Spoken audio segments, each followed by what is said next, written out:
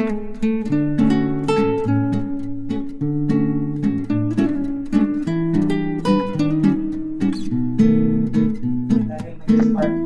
po tayo na we are part of the Church of the Foursquare Gospel in the Philippines. Hindi po ako ang pastor for the last 37 years. 29 lang. And I started becoming a pastor of Lifeway in 1996. Wow. Okay. And until today. And today for our short meditation, would you turn with me to Lamentations chapter 3, verse 19 to 26. Ganito po ang sinabi ng salita ng Panginoon. I remember my affliction and my wandering, the bitterness and the gall. I well remember them, and my soul is downcast within me. Yet this I call to mind, and therefore I have hope. It is because of the Lord's great love that we are not consumed. For His compassions never fade. They are new every morning. Great. Okay, they are new every morning. Great is your faithfulness. I say to myself, the Lord is my portion. Therefore, I will wait for Him. The Lord is good to those whose hope is in Him. To the one who seek Him, it is good to wait quietly for the salvation of the Lord. Amen. May the Lord add more blessing upon the reading of His Word. Tayo po'y manalangin. Panginoon, kami po'y nagpapasalamat sa ika-37 anibersaryo ng iglesyang ito. Salamat, Panginoon, all through the years, through all the seasons of life, you are always there. Amen. Sa lahat, Panginoon, sa kabila ng lahat, O God, ng aming mga karanasan, lagi kang nandun. Hindi ka bumibitaw, ikaw ay naroon noon, ngayon, at magpakailan pa man.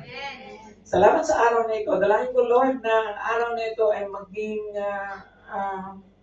significant sa bawat isa. Dalangin ko na ang araw na ito, Panginoon, ay magkaroon kami ng inspirasyon, pag-asa. At Lord, mapagtanto namin tunay na sa kabila ng lahat ng aming mga karanasan, ikaw ay nananatiling ikaw. Salamat po. Sa iyo ang lahat ng papuri at pagsamba sa napakatamis na pangalan ng aming Panginoong Yesus, at ang lahat ay magsabi ng Amen. Marahil ay nagtatanong kayo, bakit anniversary ay Lamentations ang ating verse? Alam niyo, ang lamentation, ang ibig sabihin ay panaghuwi or pagnanangis. Okay? Well, I want you to understand that the book of Lamentation is not only about lamenting. The book of Lamentation is a book of hope. In fact, Jeremiah wrote this. Si Jeremiah ang may akda nito, at ang kanyang goal is for Israel, who is in exile now. Nasa exile na ang Israel, at nais niya na magkaroon ng pag-asa ang lahat ng nasa exile. And that is the reason why he wrote this. And I want you to understand that our text is right smack in the middle of the book of Lamentation. Meron pong 5 chapters ang Lamentation, nasa chapter 3 nung binanggit niya ang mga katagang ito. Okay? Sabi niya, because of the Lord's great love, hindi tayo naubos. Okay? Bakit niya nasabi yun? Because ang background ng Lamentation is the nation of Israel was besieged by the Persians, by the Babylonians.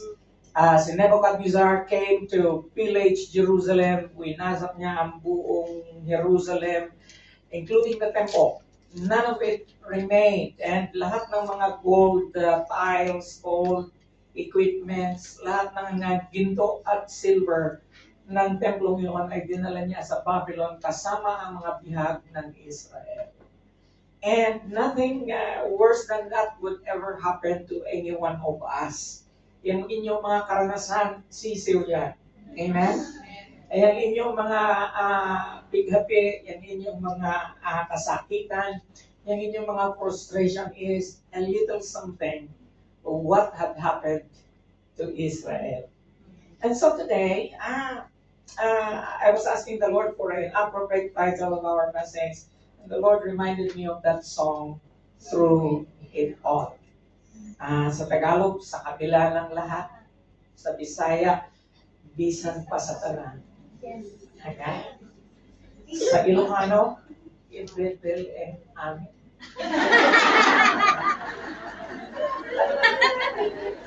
Hallelujah. Galing yan kay Luz. Anyway, you and I, alam nyo, sa Pilipinas, dalawa lang ang season natin. We have dry season and rainy season. You know what? Nung unang panahon gusto ko ang summer. Ngayon hindi ko na gusto ang summer. Kasi lumalagpas na siya ng 31, 32. And it's really very hot. Pagdating naman ng rainy season, ang lakas. Sobrang naman ang ulan. Well, praise God, nandito tayo sa Hong Kong. We have 4 seasons. And disappointed lang ako sa winter kasi inaasahan ko yung winter sa US. Hindi naman nangyayari dito. Okay? So wala siyang snow. Okay? But I don't know with you, but my favorite season is autumn. Okay? Kasi yun yung panahon na malamig, hindi masyadong mainit, and then mildly sunny with a comfortable temperature. But whether you like it or not, there will always be summer. There will always be winter. There will always be spring and autumn. Okay? Now, you and I, you cannot deny it, all those seasons of life we are going to experience. And you know what? Through all those seasons, God is there. Ang Panginoon nandun siya lagi. There are 3 things about seasons in the seasons of life. Number 1, all seasons are providential. God ordains it. God ordains promotion. God ordains termination. Okay? Hindi mo alam kung kailan ka ma-terminate. Hindi mo rin alam kung kailan ka ipopromote ng amo mo. Hindi mo rin alam kung kailan ka tataas ang sahod mo. Lagi mo pinapandalangin yun. Lagi mo minaasahan pero hindi naman dumarating. Okay? And yet, we have seasons of life. A time for embracing. Every time umuwi tayo na niyayakap mo ng maigpit ang asawa mo. Kaya, okay, yung mga anak na ini-embrace mo ng mahigpit. And there is a time, pag aalis ka na, there is a time of not embracing. There is a time for birth. There is a time for death. And in all those seasons, through all that season, God is there. Amen? And so today, I'd like to share with you at least 3 things about seasons. Oh, there's another thing. All seasons have a purpose. Lahat ng season may purpose. From birth to death, God is accomplishing His purpose. Even if you are in pain right now, even if you are going through some kind of a sickness, napapansin ko madalas ang mga tao na parang may aneurysm symptoms, laging sumasakit yung ulo. Okay? Meron tayong isang kapatid, in-encourage ko na lang umuwi kahit na masakit yung damdamin ko na uuwi na siya. Okay? Pero umuwi na siya ng tuluyan and she is happy with her family right now. And yes, God has a purpose in all our seasons of life. And one thing that is good about season is, hindi siya nagtatagal. They are passing. Utugan na laging ganon, na sandali lang. Kaya ka meron tayong expression, this too is going to pass. Kaya lang pagka Pagka magagandang bagay ang nangyayari, sana wala ng katapusan. Kaya lang may katapusan lagi, hindi po baga. And that's the reason why all seasons are providential, all seasons have a purpose, and all seasons are passing. Okay? It will return again, it will come again, but that would be another round of seasons. And so, what do we learn through all these things? Through it all, what should we learn about these seasons of life? Una-una sa lahat, there are times of affliction. We really need to learn from our times of affliction. In fact, mas marami kang natututunan sa affliction kaysa sa blessing. Amen? Yung blessing, nakaka-spoil yun eh. Okay? Yun ang nakakapagpagala sa iyo. Ayan, yung blessing. Pagka marami ng pera, parang hindi mo naalala ang Panginoon eh. Pero pagka nasa despair ka na, you are in pain, you remember God. Let's get to that scripture. In verse 19 to 21, sabi ni Jeremiah, I remember my affliction.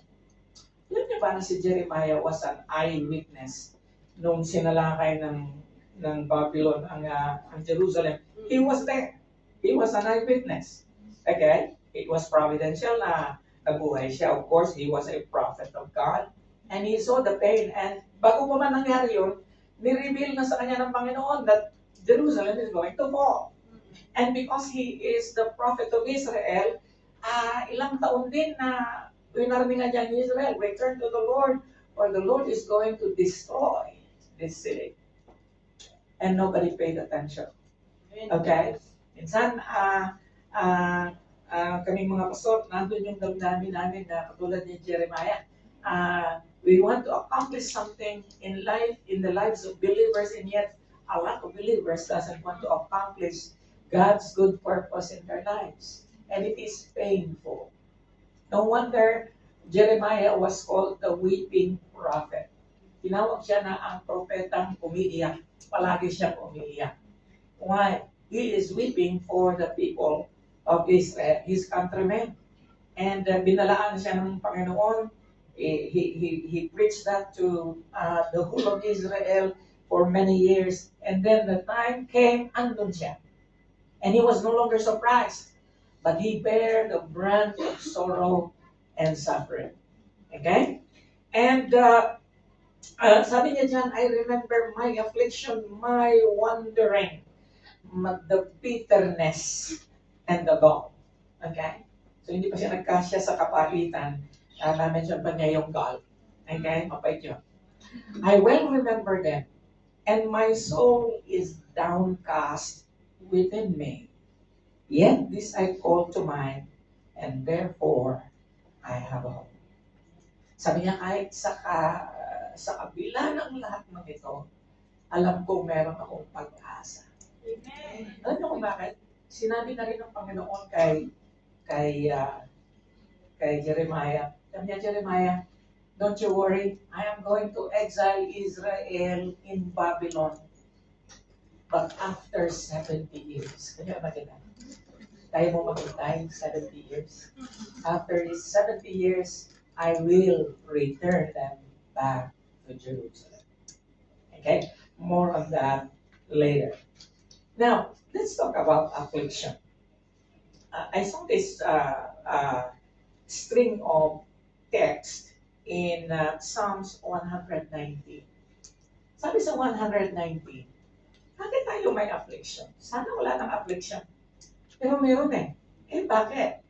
Kasi ito ang mga reason. Sabi ng writer ng Psalms 119, this might be a Psalm of David, yes. Sabi niya, before I was afflicted, I went astray. Tagalogin natin. Bago ako nasaktan, gumala ako. Okay? Pagkalagay mo na yan. Astray. Okay? Bago ako nasaktan, gumala ako. But now, I obey your word. It seems that the best way for God to motivate us to obey His word is affliction. Okay? Naalala ko pa ang sinabi ni C.S. Lewis, sabi niya, ang suffering daw, ang pain, ay megaphone ng Diyos. Kasi hindi ka makarinig eh. So, ginamitan ka niya ng megaphone. At ang megaphone na yun ay pain. Okay? Pain is a gift, sabi niya. It is a gift nobody wants. Hello? Ang pain daw ay gift. Siya ay gift na ayaw tanggapin ng marami. And yet, whether you like it or not, God is giving you the gift of pain. Okay? Do you consider your employer a pain? Amen. Lalo na kung nag-pray ka sa Pilipinas, Lord, bigyan mo ako ng maayos na employer, maayos na trabaho, bigyan mo ako ng sarili kong kwarto, may TV, at may aircon. Dream on. Amen? I praise and thank the Lord na I have ministered in this place for the last 29 years. Ngayon. Okay? This is my 29th year. Because I have seen the reality that affliction changes people. Yes. Na providential nga ang affliction. Bakit? Ang dami sa inyo nakakilala na sa Panginoon sa Pilipinas, pero hindi kayo tumino doon. Uy, pagdating dito, tumino ka. Walang haawag na. Kasi nga, maraming affliction. You understand? And so, tama ang sinabi ni David, sabi niya, before I was afflicted, I went astray. Pero ngayon, sinusunod ko na ang iyong salita. Pangalawa, sabi niya, it was good for me. Wow! Tingnan mo itong psalmist na ito. He was appreciative of affliction.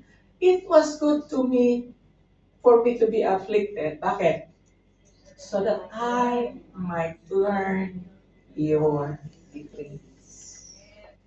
Hindi natin matututunan ang salita ng Panginoon, ang kanyang pamamaraan sa ating buhay hanggang hindi tayo nasasaktan. Amen? Hallelujah. Kayo mga in despair diyan. Okay? God is telling you something. Amen? Praise the Lord. And the last but not the least, I know, Lord, that your laws are righteous. Lord, nalalaman ko na ang iyong mga batas ay matuwid at sa iyong katapatan, ako ay iyong sinaktan. Wow! Think for that for a moment. Pag nasasaktan ka, matapat si Lord sa iyo. Ano ba yan? Amen? But, you know, it takes a lot of maturity to begin to realize these things. Na, Lord, matapat ka. Nang dahil sa aking mga karanasan, itinuwid mo ako. Dahil matapat ka sa iyong mga salita. Eh, alam ng Panginoon, di tayo matutuwid. How many of you lumaki ka sa palo? Yes. Meron pa bang generation ngayon na lumalaki sa palo?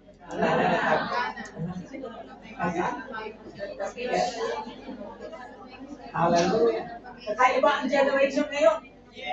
Okay, bata pa lang sumasagot na sa nanay. Subukan mong sumagot sa nanay mo nung ikaw ay 7 years old. Tapos ka na. Okay? At narinig niyo na ba yung yung matinis na malakas na sitsit? Kahit gano'n, layo ko sa bahay, narinig ko siya. Kasi pagka hindi ka darating, bukbuk sarado. Hello? Now, sino ang mas matino? Yung mga tao noon o ngayon? Dahil taga noon kayo.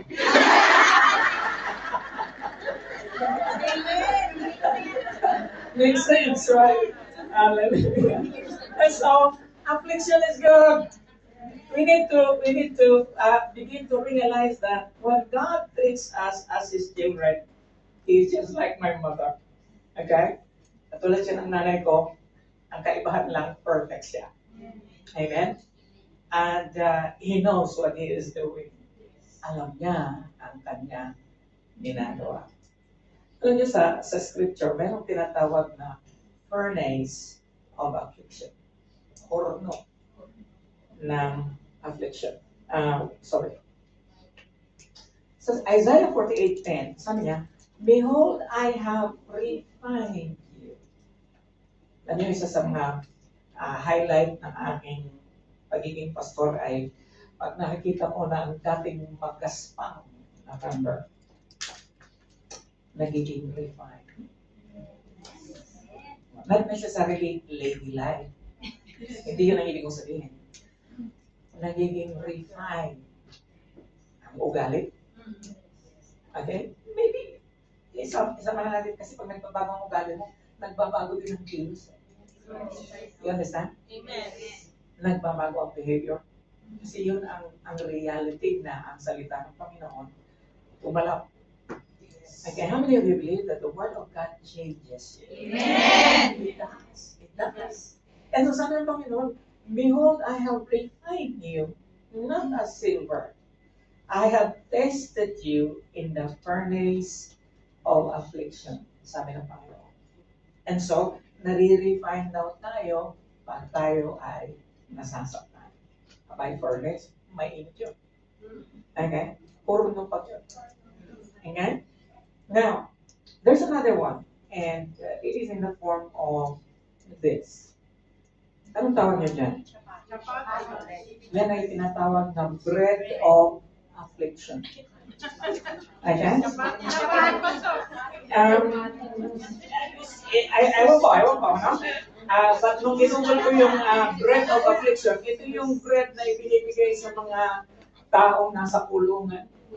Okay? Ito yung binibigay na bread sa mga slaves noong unang panahon. Wala siyang lasa. It's just a plain, wala pang libadura. It's just flour and being made into bread. Okay?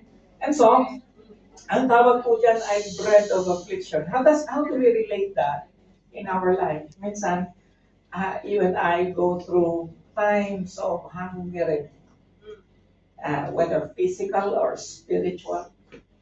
Okay? May mga panahon na walang-wala kang pera. Para pagdating ng panahon na may pera ka, maalaala mo yung mga panahon na wala kang pera. And so, hindi ka na palaging iinom ng share tea. Magtitipid ka na ng konti ngayon. Hindi ka na bibisita sa Starbucks muna. Because you have tasted the bread, the seasons of the bread of affliction. Okay? Now, si John Piper, sabi niya, in Christ, all of our afflictions are totally meaningful. Ang mga Kristiyano lang ang nakakaranas ito. Ang mga Kristiyano lang ang nakakaalam nito. Na sa Panginoon daw, sa Panginoong Jesus, lahat ng kasakitan ay meaningful. May kaulugan siya. Whether it is cancer, or criticism, or slander, or sickness, or boil. Okay? Hallelujah. None of it is meaningless. Laging may kahulugan eh. Kaya, I don't know, every now and then na merong nangyayari sa buhay namin, ayun, tumakbo na naman yung aming katulong. Naglahong bigla. Ay guys, nagpaalam lang na the day off, birthday niya, katatanggap ng sahod, 1 month, ba hindi na bumalik? Sabi namin noon, answered prayer na ito kasi maganda magtrabaho sa bahay. Kasundo ni Noah. Kaya devastated naman siya ngayon. Okay, sabi ko, alam mo, these are just one of those seasons of life. Okay? Di natin alam. May nangyari sa kanya or whatever. Kung babalik siya, praise God. Kung hindi na siya babalik, praise God. Amen. Amen? Hallelujah. And so, none of it is meaningless. We do not see the whole picture sometimes. Sometimes we realize and we know. Sometimes we know already before it happened. And yet, all of these are meaningful. Kaya napakaganda na mag-reflect lagi every day. Lord, ano bang kasalanan ginawa ko at may nangyaring ganito sa buhay ko or whatever. Lord, ano ang pinararating mo sa akin sa mga pangyayaring ito? Bakit nagkakaganito na naman sila ako? Dati mabait na, ngayon hindi na naman. Okay? Hello?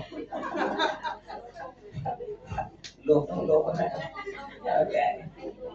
Anyway, there are those times of affliction. Whether you like it or not, you and I are going to go through that. There is an expression. Winter is coming. Amen? Darating ang tag-yelo. Hallelujah. Pag nasa Canada ka, wow. That is something to really prepare about. And so, this brings us to the second. Hope. Through all this season, let us learn to hope for restoration. Magkaroon daw tayo ng pag-asa na i-restore ng Panginoon ang lahat ng mga bagay na ninakaw sa atin ng diablo, ninakaw ng kaaway, ninakaw ng kasalanan. Hallelujah. Ito po ang sinabi niya, and this is the most meaningful of the passage that we have just considered. Sabi niya, because of the Lord's great love. First thing that you need to know, so that you will have hope, is God still loves. God is still the God of love. Amen. Ang Diyos ay pag-ibig. Amen? Hallelujah. And we are not consumed. You are still alive. Habang may hinangaan tao, sabi nila may pag-asa. Lalo na sa Kristiyano. Dapat sana ubus ka na. Dapat sana nasa Pilipinas ka na. Dapat sana terminated ka na. Pero hindi. Amen? Andito ka pa rin, may trabaho ka pa rin. Kaya pag uwi mo mamaya sa bahay, pagbukas ng pinto, sabihin mo kahit nagkalat ang mga kung ano-ano dyan, sabihin mo, salamat sa Panginoon, may trabaho pa ako. Alam mo? Huwag mo sasabihin, pisting buhay. Hallelujah. Amen. For His compassions never fail. Now this is a promise. Ang habag ng Diyos, hindi nag-fail. Amen. Pastor, kung hindi nag-fail, ang habag ng Diyos, bakit ang tagal? Siguro kailangan mo ng attitude correction. Okay? Minsan, nagtatagal lalo yung season of life, lalo na kung hindi natin natututunan yung dapat na matutunan. Kaya ako, very sensitive ako yung mga ganyan. Gusto ko kaagad na sabi sinanay, nagpipray agad ako na, Lord, if there is anything to correct in my attitude and everything, i-correct mo na ako kaagad. And pag na-realize ko na meron akong dapat i-correct, humihingi kaagad ako ng tawad sa Panginoon. Even just somebody getting offended by what I said, okay, I begin to pray. Okay?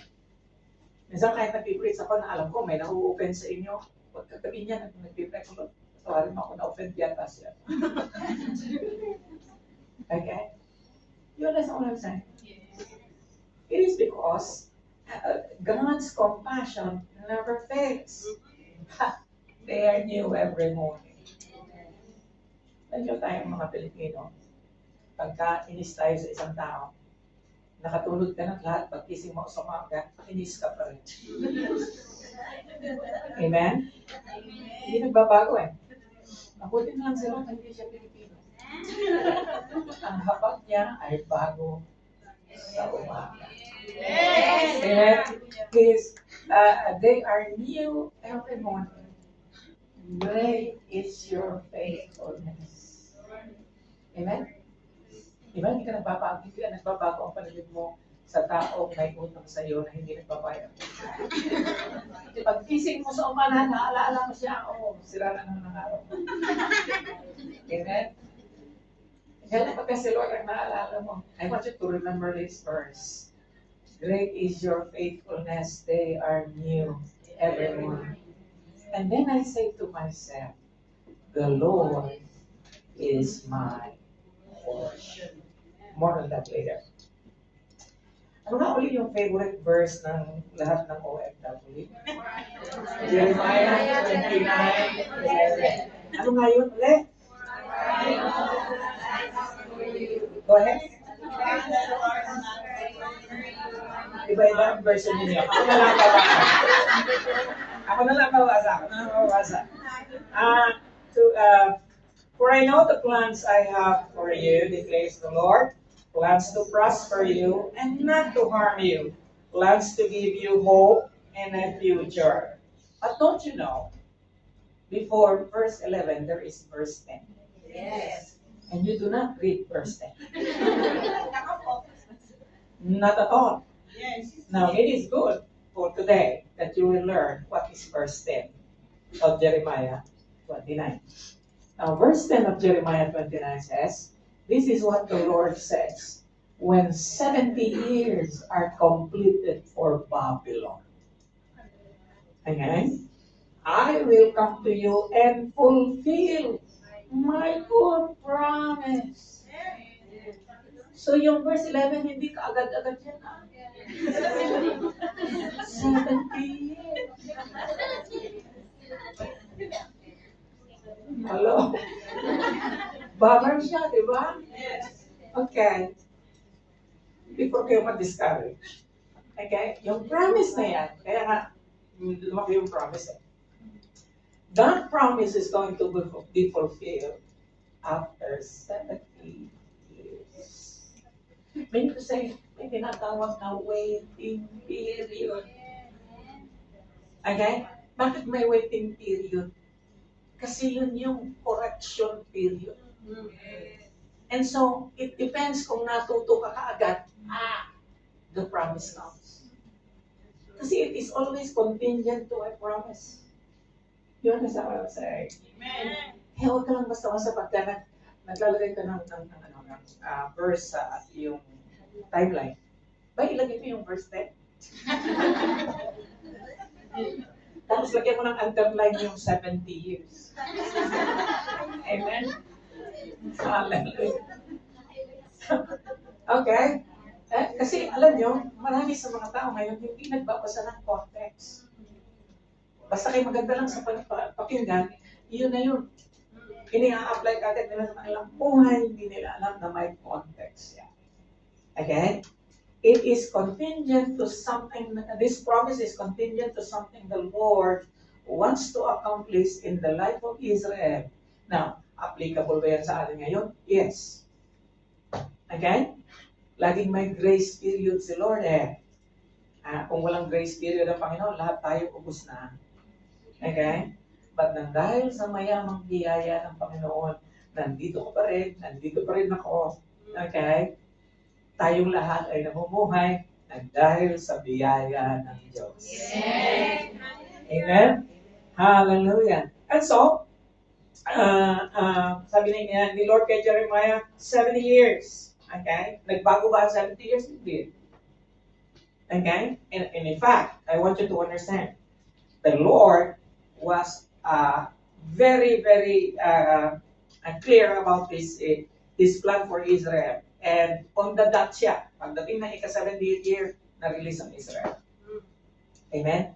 So, ang nagtumasa na ng promise, yung next generation. Amen? Hallelujah. So, huwag mag-alala. Kung hindi mo man matumasa yung promise, andyan pa yung mga anak mo magkatumasa sa promise. You understand? Hallelujah. Okay. Sabi ni St. Augustine, and I like what he said, we count on God's mercy for our past.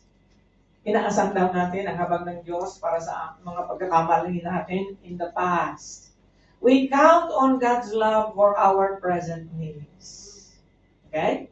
Inaasam daw natin ang Panginoon ang kanyang pag-ibig para sa ating mga pangangailangan sa kasalukuyan. And we count on God's sovereignty for our future. Inaasahan daw namin ang sovereignty, sovereignty sa Tagalog, ang pamumuno ng Diyos sa ating buhay, sa ating kinabukasan. So, past, present, and future, through all these things, God is with us. Amen. You don't have anything to do. Now look. Kailan nagkaroon ng katuparan ang pangako ng Diyos. Eto na. Ezra 1, chapter 1, verse 1 to 4. Sabi niya, in the first year of Cyrus, king of Persia. Hindi na siya Babylon, Persia na siya. Hindi na ang hari ay si Nebuchadnezzar, si Cyrus na ngayon. Alam niyo ba na si Cyrus ay binansagan ng Panginoon, my anointed king. Sabi niya, ang hari na aking inihiwalay. And very interestingly, si Cyrus is not even a Christian. Hindi siya mananampalataya ng Diyos. Hindi pa naman tayo sa Old New Testament. Ano? That was a wrong term.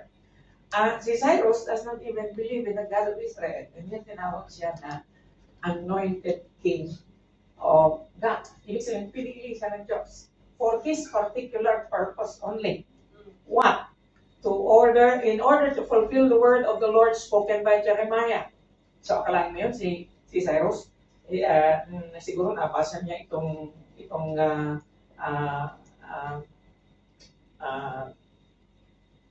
prophecy ni Jeremiah. The Lord moved the heart of Cyrus, king of Persia, to make a proclamation throughout Israel and also to put it in writing.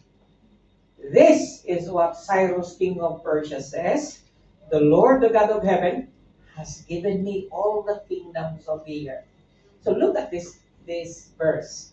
Cyrus is acknowledging that there is the Lord God of heaven who gave him all the kingdoms of the earth, and he has appointed me to build a temple for him at Jerusalem in Judah. Any of his people among you may go up to Jerusalem in Judah and build the temple of the Lord, the God of Israel, the God who is in Jerusalem, and may their God. Now notice this. It's not his God, their God. Be with them. Amen? Now, here's the interesting part. You can read that letter today in the British Museum. Okay? It is preserved.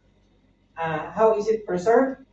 In this clay, alam nyo doon, pagka merong decree or edict, isinusulat sa clay barrel. Okay? Kasi mas matagal siyang ma-preserve. Okay? And so, nahukay ito doon mismo sa Persia. At doon nakalagay yung letter niya.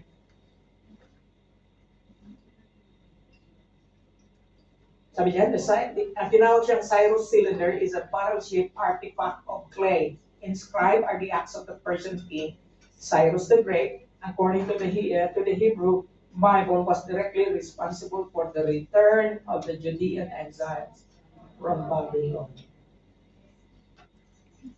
Amazing, isn't it? And alam nyo, God's providence, preserve yan para tayo ngayon na nagpapasa ay may authentication. Amen? In-authenticate niya na kahit ngayon pupunta ka doon sa merong translation lahat yung mga nakaukit yan sa side noong babasahin mo siya, you will see the decree of the return of the Jews to Jerusalem during his time. The hand of God is in Israel. You and I are the modern Israel. Yes. Go ahead. You and I are the spiritual Jews. Why? Bakit tayo kung tutuusin nga, mas Hudyo ka pa isa sa mga Hudyo ngayon. Bakit? Because we embraced the true God of Israel. Yes. And His name is Jesus. Yes. Amen. Hallelujah. Okay po kayo? Amen. Malapit na. This brings us to the third. Okay? Last time. Through all the seasons of life, let us wait for salvation. Hintayin daw natin ang kaligtasan. Now, I am not trying to say na Lagi natin hinihintay ang kaligtasan ng ating kaluluwa. Pag tinanggap mo si Lord, ligtas ka na. Ayan? Anong kaligtasan itong binabanggit ko ngayon? Sa lahat ng mga bagay na kinakailangan mo ng kaligtasan. Kaligtasan ng pamilya, kaligtasan sa kahirapan, kaligtasan, napakaraming dapat na mailigtas. Even kaligtasan sa kung alam mo mga problema sa buhay. Sabi dito, the Lord is good to those whose hope is in Him. Umaasa ka ba? Sino inaasahan mo? Inaasahan mo ba ang employer mo? Mapoprostrate ka. Inaasahan mo, bibigyan ka ng LS. Okay? Ang matatanggap mo, WLS. Eh, ano yung WLS? Walang long service. Okay. Hallelujah. Alam nyo, more than anything else, tinuturuan tayo ng Panginoon na huwag umasa sa sariling lakas, sa sariling duno. Yes, every time nahaharap ka sa salamin, hindi ko naman sinasabing tuturo mo sarili mo, sasabihin mo, hindi ka smart. Okay? Huwag na. Hindi, alam mo asahan ng sarili mo. Mas may magagawa ang Panginoon kesa sa iyo. Mas marunong siya kesa sa iyo. Amen. Mas may pamamaraan siya kesa sa iyo. Kaya bago ka mangutang, umasa ka sa Panginoon. Hello? Amen. You understand? Eh, kaya ka laging nalulubog sa utang eh. Umaasa ka eh. Hindi sa Panginoon. Amen? Amen. Okay? Sa lahat ng kataga, ang utang, walang magandang sinasabi ang Bible patungkol sa utang. Okay? Ang nanghihirap, alipin. Yan ang sabi ng salita ng Panginoon. Gusto ba ni Lord na maging alipin ka? Hindi. Eh, bakit gusto mo maging alipin? Hello? Lalo na sa mga nagkakarantor, ay, mas hindi. Okay? Mahirap. Okay? And so, it is good, sabi dito, the Lord is good to those whose hope is in Him. Alam niyo, pagka umaasa ka, hindi pwedeng umaasa ang isang tao na hindi nag-iintay. Ang kasunod lagi ng umaasa ay pag-iintay. Kasi bakit ka pa mag-iintay kung nandiyan na? Bakit mo ba aasahan ang isang bagay? Nandiyan na. Eh madalas hindi pa nandiyan. Wala na eh. Kaya asahan mo. Ano yung may umaasa sa Panginoon? Amen. Ngayon lang o araw-araw? Okay? Paano tayo umaasa sa Panginoon? Again, ang taong umaasa sa Panginoon, may pinanghahawakang pangako. Ayan? Hindi ka umaasa sa Panginoon, nasasabihin mo, basta, maasa ko kayo. Okay? Anong pinanghahawakan mo? May pangako. Ngayon, paano ka magkakaroon ng pangako kung hindi mo alam na may pangako pala? Again? Sige daw, sige daw. Sa anong pangako ng Panginoon ang pinanghahawakan mo? Marami. Hindi ko lang maalala. Umaasa, hindi. Marami sa atin, tulang ng bibig. Walang bibig eh. Okay? Tulak ng bibig eh. Amen. Kasi wala. Paano mo inaasahan ang isang bagay?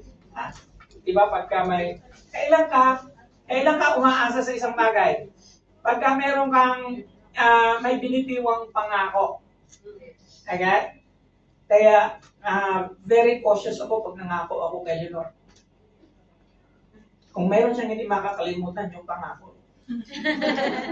Uuwi ako bukas, ang unang tanong ng pagdating ko, nasaan na?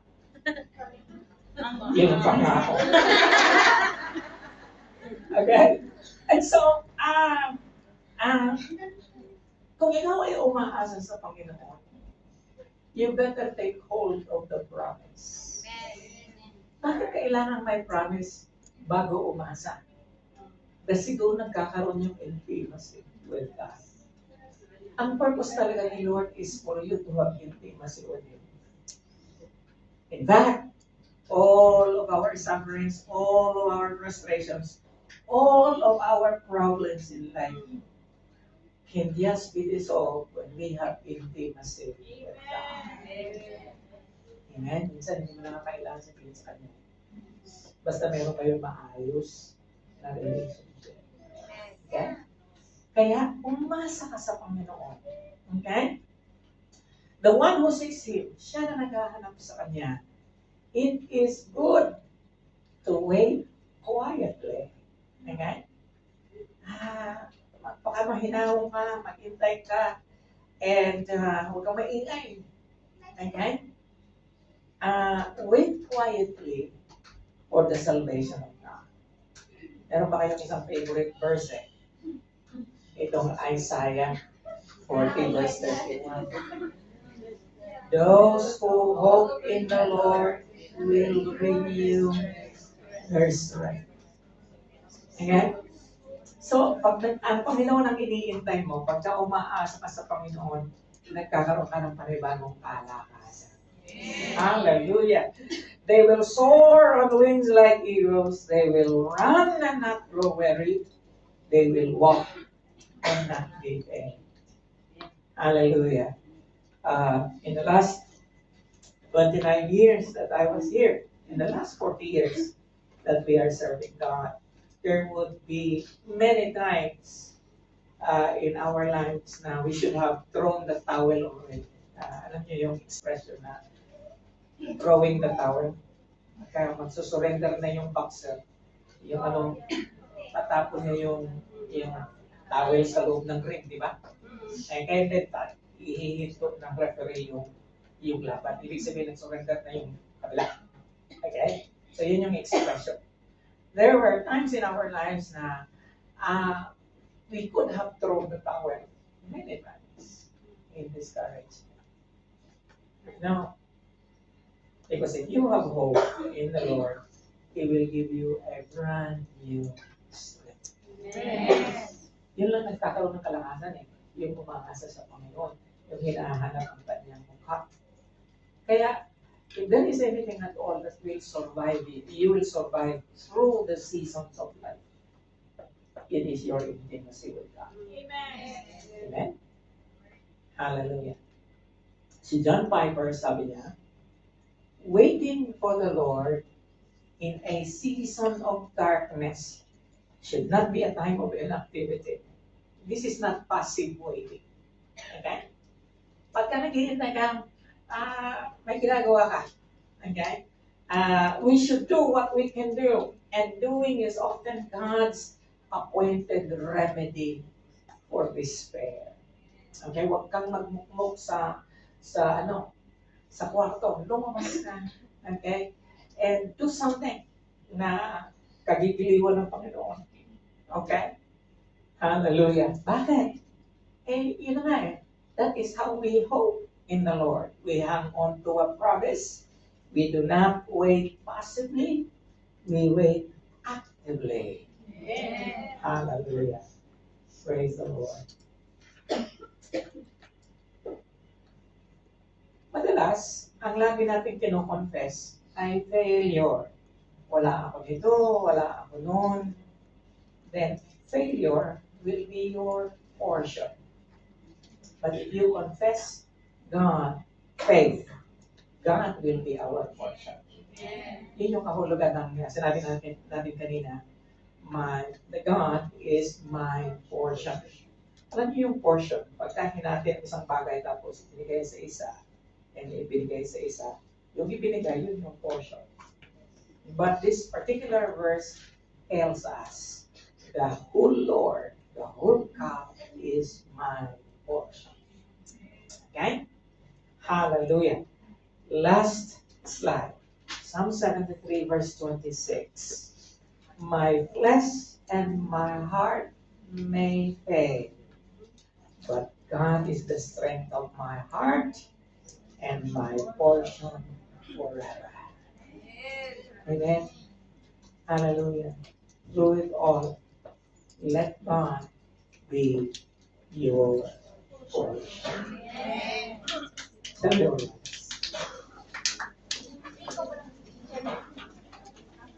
Hallelujah. Let's sing the song Through It All. May slide pa tayo, no? O wala? Memorize niyo yung kanta niyo. Let's sing the song. Would you lead the song?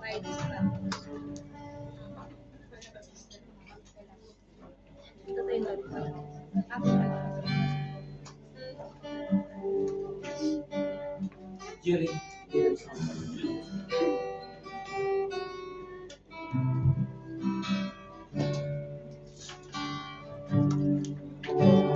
You are forever in my life. You see me through the seasons, cover me with your hand, and lead me in your righteousness, and I look to you, and I wait on you. I sing to you, Lord. I hear my love for your faithfulness to me. And I'm carrying this everlasting love. You never let me go. Through it all.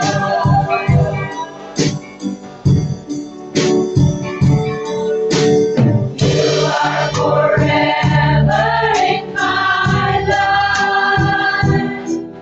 You see me through the seasons, cover me with your hand, and lead me in your righteousness, and I look to you, and I wait on you. I sing to you, Lord. I hear my love for your faithfulness to me. And I'm carrying this everlasting love. You never let me go. Through it all.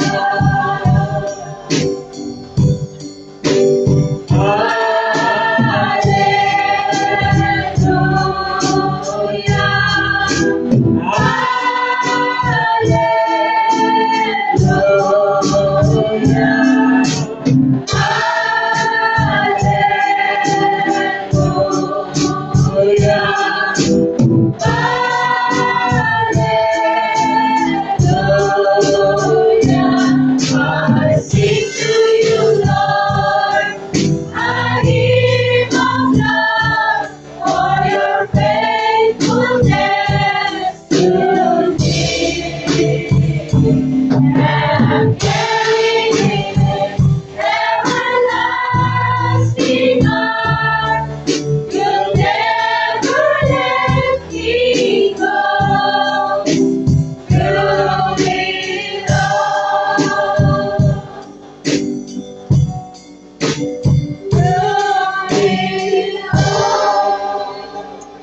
Would you close your eyes with me?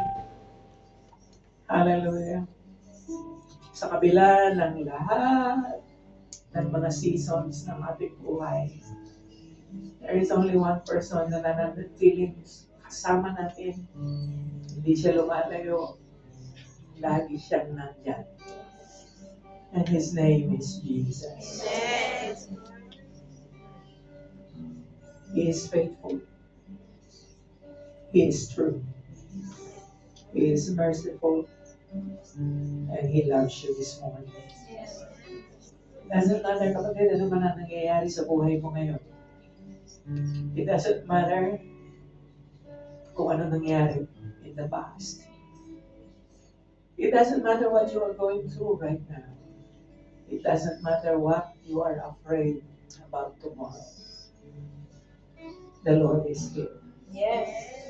Siya ay narito. I want to pray with you this morning. Lahat ng discouraged. If you are discouraged, I want you to lift up your hands. If you feel overcome, if you feel defeated, lift up your hands. If you are in pain right now, lift up your hands as well. Kung may nararamdaman kang masakit, taas mo ang kamay mo, damdamin man yun o katawan, lift it up. I want to pray with you this morning. The Lord is here. And He wants to renew a promise in this time, in this particular moment of our anniversary. The Lord is telling you, I will never leave you nor forsake you. The Lord wants you to hope. Put your hope in Him. Put your anchor of hope in Him. Hallelujah. For He will deliver. For He will save. He will grant you the desire of your heart. But you need to seek Him. You need to put your hope in Him. Can I give you a moment with God? Nais kong bigyan ka ng kapit panahon sa Panginoon. Tell Him. Tell Him what you desire. Kung nais mo magbalik loob sa Kanya, sabihin mo sa Kanya, Lord, pwede pa ba ako magbalik loob sa iyo? Kung nais mo pangako sa Kanya, sabihin mo sa Kanya, Lord, gusto ko lang na mangako sa iyo. Kung nais mo na bigyan ka ng relief, tell Him. Ano nais mo? Kapatid, the Lord is here. The Lord is here.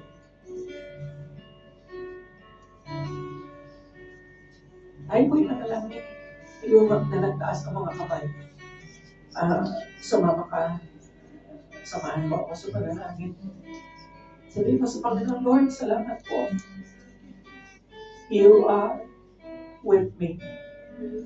Lord, kahit hindi ko alam, kahit hindi ko napapansin, kahit nalimutan ko na, kasama ka lagi. Lagi ka pa niyan. Di ka minsan man magbiwalay sa akin. Lord, matawad po. Sapagkat ako lagi ang magliliwalay sa iyo. Ako lagi ang nakakalimot. Ako lagi, Panginoon, ang nawawala ng landas. Ako lagi, Panginoon, ang umaayaw. Ako lagi, Panginoon, ang lumalayo sa iyo. Lord, ibalik mo ako. Bigyan mo ako ng damdamin, Panginoon, para sa iyo lamang. Salamat sa mga mensahe na aking narinig. Salamat sa mga pahiwatig mo. Salamat sa, Lord, salamat sa araw na ito. Salamat sapagkat patuloy mo akong sinusuyo, Panginoon. Lord, hindi po ako worthy ng iyong pansin. Lord, patuloy kang nagtsatsaga sa akin. Lord, matawad po sa lahat ng aking mga pagkakamali. Matawad po, Panginoon, sa lahat ng aking mga paglilimo. Matawad po, Panginoon, sa lahat ng aking paglayo. Salamat sa pagpapalik mo sa akin. Salamat sa araw na ginawa ko ngayon. Lord, di ko makakalimutan. Ikaw ang Diyos na patuloy na nagmamahal. Ikaw ang Diyos na patuloy na umaangkin sa akin. Sa iyo ay pinagkakatiwala ang aking buhay, ang aking pamilya, ang aking trabaho, ang aking bukas. Sapagkat ikaw lamang, Panginoon, ang may hawak. Amen. Yes, Lord. Lord, salamat po. Kapatid, ako na lang ang mananalangin sa iyo. Panginoon, salamat po sa araw na ito. Salamat sa banal na spirito na patuloy na kumikilos sa aming kalagitnaan. Dalangin ko, Panginoon, na hindi lamang ngayon, ngunit hanggang sa aming pag-uwi, hanggang sa susunod na pagkikita namin, ay madama pa rin namin, Panginoon, ang afterglow ng iyong kapangyarihan sa buhay ng bawat isa. Lord, huwag mo nang muling hayaan pa na ang bawat isa sa amin ay lumayo sa iyo at makalimot sa iyo. Lord, kami po ay aasa. Kami po, Panginoon, ay magtsatsaga, Panginoon. Lord, winter is coming, but Lord, spring is also coming. And then summer will come. And then, hallelujah, autumn begins again. Lord, through the seasons of life, you are the Lord, our God. Ngayon, salamat po. Salamat sa buhay ng Iglesia. Salamat sa napakaraming taon ng katagumpayan. Salamat sa pagpapala at biyaya.